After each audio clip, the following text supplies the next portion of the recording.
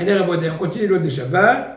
On a le droit de lire à la lueur des bougies de Shabbat, des Mishnayot ou la Gemara de Shabbat.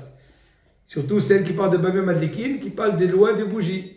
Étant donné qu'on est en plein sujet, on ne veut pas quand même se contredire. Je suis en train d'étudier le genre à la lueur des bougies, le genre de bougie ou d'huile, etc. qui est permis. Je ne vais pas venir à m'oublier de par l'approfondissement d'études et à rectifier et à arranger les bougies. Des choses qu'on a l'habitude, qu'on connaît bien, qu'on connaît presque par cœur.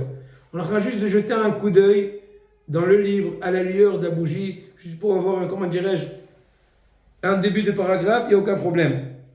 Ou comme par exemple, Shira Shirim qui est bien connu, le Télim, des paragraphes qu'on connaît bien, ou la Haggadah, quand le Pessah tombe Shabbat, on pourrait lire la Haggadah à la lueur des bougies, étant donné qu'on a déjà l'habitude, et on ne risque pas de s'approfondir, parce qu'on connaît déjà les titres de chapitre, on connaît déjà le thème, on cherche juste à, comment dirais-je, se diriger dans les titres de chapitre. Donc, bien sûr, l'interdiction d'utiliser la lumière des bougies, c'est pas juste pour lire des choses qui nécessitent une concentration, c'est toute autre utilisation qui nécessite une concentration.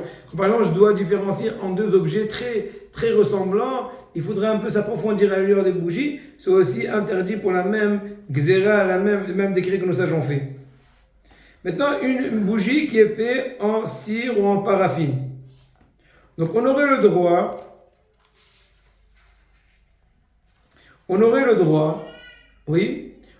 droit d'utiliser la bougie de lire ou d'utiliser à la lueur de la bougie qui est en paraffine.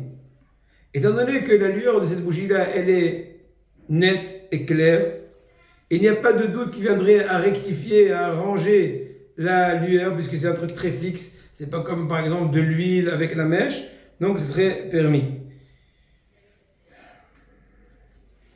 La lueur de la lampe à pétrole, qui est une très grande lumière, dans ce cas-là,